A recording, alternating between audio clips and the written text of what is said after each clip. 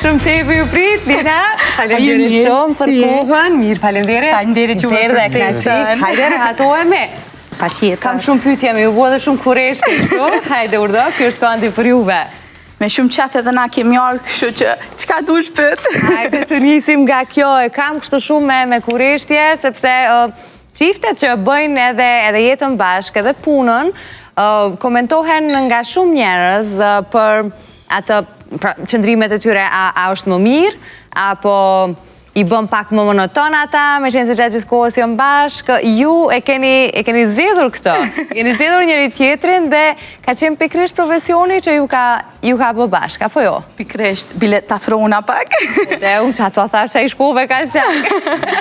Jo, realisht është e vërtet që profesioni na ka bë bashkë. Jemi konë të punu të dytë me një shkollë private në Gjilan, Hello Academy of Education, e aty kemi taku njëri tjetrin.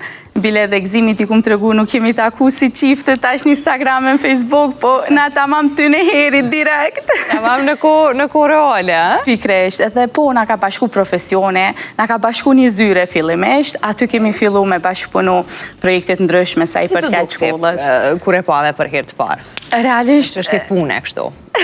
Realisht shumë serios, edhe mu do shumë i veçan qëndrimi që për shambull ishke ai që munde me për shambull me shku të për gjithçka, për temat ndryshme, për fëmijët ndryshëm, për rastet ndryshme. Një figur që mundesh mu mbështet, një figur që reflektoj ke siguri.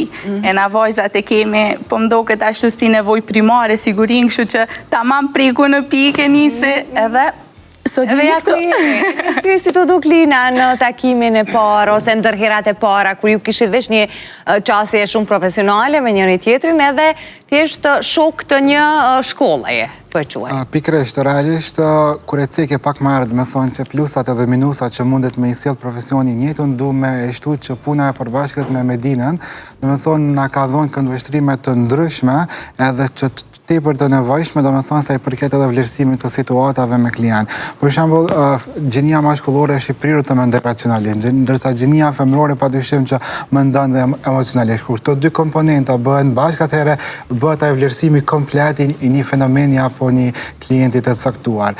Sa i përket Medinës, Medina do me thonë ne ka dhënë pasqyrimin gjithmonë të asaj të një punëtore të zellshme, të një punëtore të sinqert në punë, me të cilën do me thonë mundesh me bashkëpunu. Fillimisht do me thonë finesat e para rreth nesh kanë qenë në bashkëpunim profesional, pastaj kur një bashkëpunim profesional i mirëfillt i jep frytet e veta, atëherë padyshim që mendja më ka orientuar që me pa edhe në aspektin tjetër, në aspektin personal e shpirtëror, edhe mundem me thonë që është një prej, por realisht vendimi më i mirë një që ku marrën, do me thonë fakti që bashkëpunimin tonë nuk e kom leju me konë veç profesional, po edhe personal, familjar e shpirtër. Si ja bone me këthy në këtë anën personale pak, sepse besoj ti e ke po hapin e parë, si djallë kështu gentleman me këto atributet që ti dha edhe sigurin e këto të tjerat.